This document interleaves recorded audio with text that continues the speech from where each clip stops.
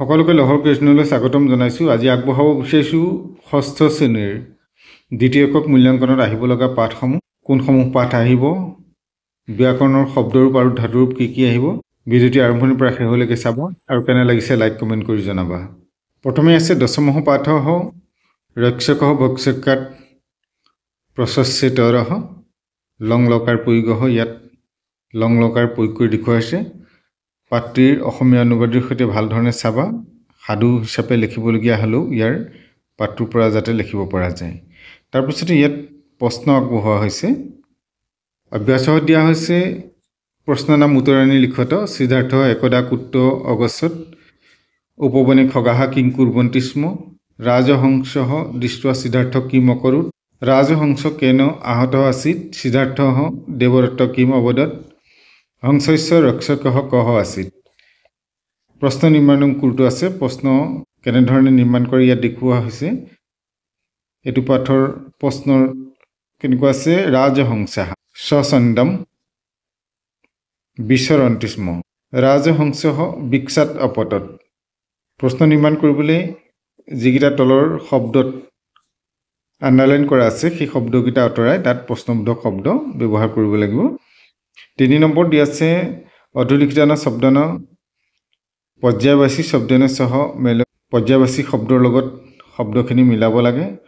যেনেকৈ উপবনম উদ্যানম খগাহ পক্ষিণঃ বানেন স্বৰেণ কৰুণয়া দয়য়া সেৱাম পৰিচৰ্যাম। ৰিক্ত স্থাননি আছে, খালী ঠাই পূৰ কৰিব লাগে। তাৰপিছত বিশেষ প্ৰশ্ন হিচাপে তোমালোকৰ বাবে পদ পৰিচয় দি যাম। এই শব্দসমূহৰ পদ পৰিচয় দিব লাগে। শব্দটো ক'ৰ পৰা আহিছে, কোন বিভক্তিৰ, সেইটো দেখুৱাব লাগে। যেনেকৈ খগহ শব্দৰ পৰা প্ৰথম বিভক্তি বহু বচনৰ আছে খগাহা। বিক্ষেছু বিক্ষ শব্দ ষষ্ঠী বিভক্তি বহু বচন। তাৰ তলৰখিনি দিয়া আছে ক্ৰিয়াপদ। ক্ৰিয়াপদখিনি আকৌ ধাতুৰ ওপৰত ক'ৰ পৰা আহিছে, কোন ধাতুৰ পৰা আহিছে, কি শব্দ হৈছে সেইটো লিখিব লাগে। যেনেকৈ অবদত বদ ধাতু লং লকাৰ আছিত ভক্ষয়িষ্যামি নয়তু। এইখিনি পদ পৰিচয় দিয়াখিনি চাই ল'বা। তাৰপিছতে দি আছে ঘটনাক্ৰমেণ অধুলিখিতানি বাক্যানি পুনঃ লিখত। ক্ৰম অনুসৰি বাক্যখিনি আমি পাঠৰ মাজত কেনেধৰণে পাইছিলোঁ সেইখিনি ইয়াত মিলাই লিখিব লাগে। শব্দ অৰ্থৰো প্ৰয়োজন আছে, গতিকে অনুবাদ কৰোঁতে শব্দ অৰ্থ কৈ যোৱা হয়। গতিকে শব্দ অৰ্থখিনি চাবা। ইয়াত শব্দ অৰ্থ লিখিবলৈ যাওঁতে ইয়াত যদিও হিন্দীত দিয়া আছে, আমি কিন্তু ইয়াত অসমীয়াত লিখিব লাগে। একাদশ পাঠত আছে মা কুৰু দৰ্পম। এই গীতটোৰ অন্ততঃ 2টা স্তৱক 8 শাৰী তোমালোকে ভাল ধৰণে কণ্ঠস্থ কৰি লিখি চাবা। দ্বিতীয় স্থানত দি আছে কবিতাটোৰ পৰা 8 শাৰী লিখিবলৈও দিব পৰা হয় বা খালী ঠাই পূৰ কৰিবলৈও দিব পৰা হয়। গতিকে দুই ধৰণে হ'ব যদিহে তোমালোকৰ মুখস্থ থাকে। অধুলিখিতান শব্দান বিলোম শব্দান লিখিব, বিপৰীত শব্দ লিখিব লাগে।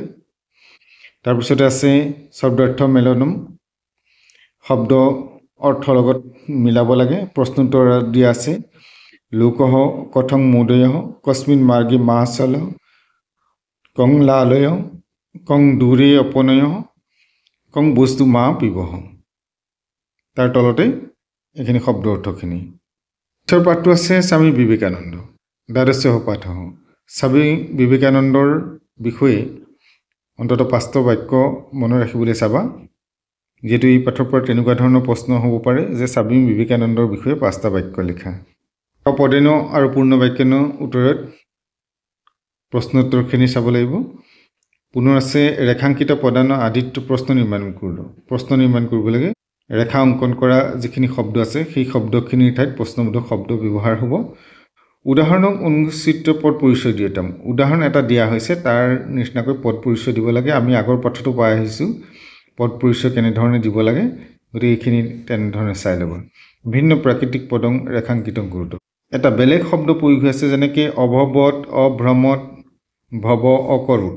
ইয়াত বেলেগ শব্দ কোনটো আছে সেইটো আমি বাছি পেলাই উলিয়াব লাগে। অভৱত, অভ্ৰমত, ভৱ, অকৰোৎ।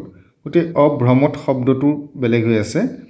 পৰ্বতী শুভতী নগৰী ভাৰতী, কোনটো অমিল শব্দ আছে তাক বাছি দেখুৱাব লাগে।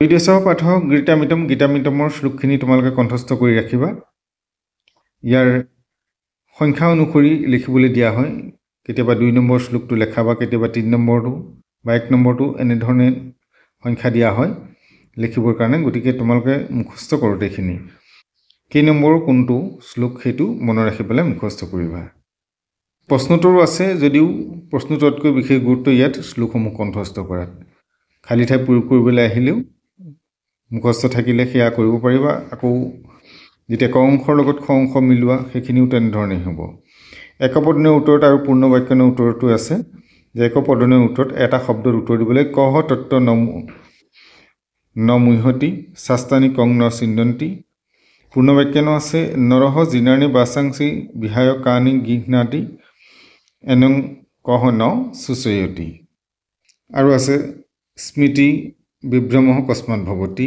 নৰহ কস্মাৎ পনস্যতি বিপৰীত শব্দ বিপৰীতাৰ্থন শব্দান মেলত বিপৰীত শব্দ মিলাই লিখিব লাগে নবানি বিহায় লাভ জয় সুখম এইখিনি শব্দ দিয়া আছে যেনেকে নবানি জীৰ্ণানি বিহায় গৃহীত্বা লাভ অলাভ জয় পৰাজয় সুখম দুখম তাৰপিছতে আছে শব্দ অৰ্থ ইয়াৰ পিছতে আছে চতুৰ্দশ পাঠ অহিল্যাবাই হোলকৰৰ বিষয়ে 5টা বাক্য তেনেধৰণে মনত ৰাখিবলৈ চাবা পাঠটো অসমীয়া অনুবাদৰ সৈতে ভালধৰণে চাই ল'বা তাৰপিছত আমি তলৰ যিখিনি প্ৰশ্ন আছে প্ৰশ্ন উত্তৰখিনিও তেনেধৰণে চাব লাগিব একপদেন উত্তৰত এটা শব্দৰ উত্তৰ দিয়া পূৰ্ণ বাক্যনৰ উত্তৰত সম্পূৰ্ণ বাক্যৰ উত্তৰ দিয়া খালি ঠাই পূৰ কৰা পদ পৰিচয় দিয়তাম পদ পৰিচয় দিব লাগে উদাহৰণম অনুচিত লকাৰ পৰিৱৰ্তন কুৰ্দ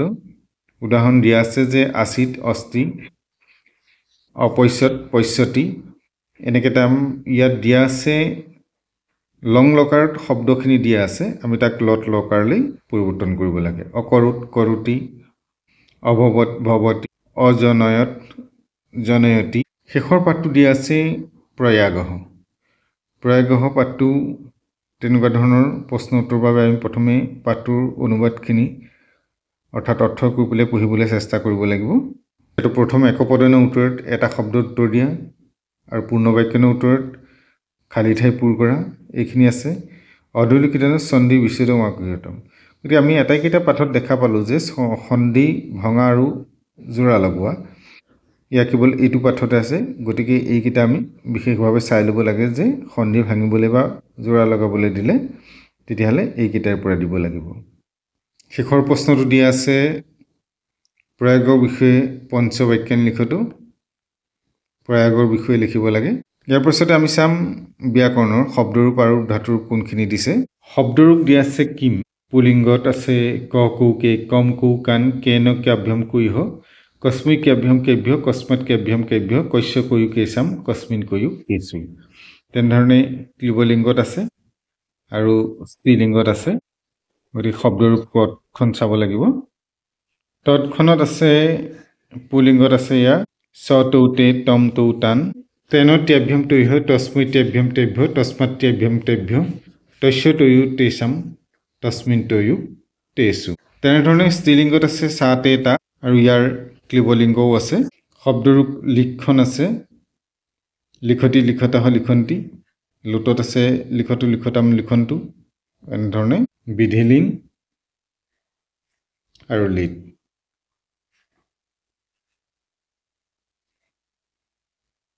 ইয়াৰ সৈতে একেই ধৰণত আছে ইয়া ধাতুখন আৰু পদ ধাতুখন গতিকে এইখন ভাল ধৰণে চালেই তোমালোকে বাকী দুইখনো লিখিব পাৰিবা আজিলৈ পাঠ ইমানতে সামৰিছোঁ পৰৱৰ্তী নতুন পাঠ লৈ তোমালোকৰ মাজলৈ আহিম চেনেলটো চাই থাকিবা আৰু চেনেলটোত যদি নতুন এবাৰ